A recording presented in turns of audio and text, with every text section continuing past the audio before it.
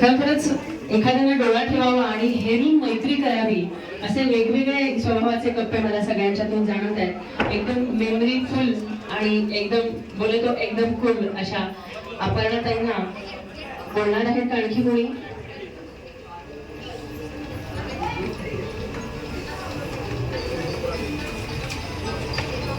आपण काही अपर्णाताईंना काही प्रश्न विचारणार आहोत. मी एक माईक देते अपर्णाताईंना.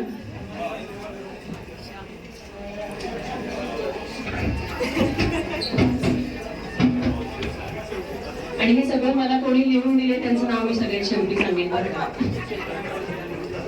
म्हणजे पहिल्यांदा पण जे मी वाचलं बाबांच्या बद्दलचं ते सुद्धा काही मला माहिती नव्हतं. मला कोणीतरी लिहून दिले त्याचं नाव फक्त मी पण सांगेन तुम्हाला. हा प्रश्न अपर्णाताईंना आहे की तुम्हाला तुमचं कोणतं नाव आवडतं, चंदा की अपर्णा? शोधून शोधून प्रश्न काढलेत बरं का. आता खरं बोलू का काय सांगू?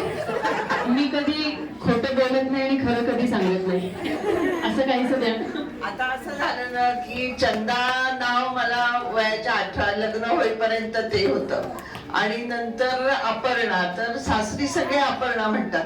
त्याच्यामुळे चंदा आणि अपर्णा हे दोन्ही सारखेच आहेत माझ्यासाठी. अगदी बरोबर. चंदामध्येच अपर्णा लपली, अपर्णामध्ये चंदा लपली.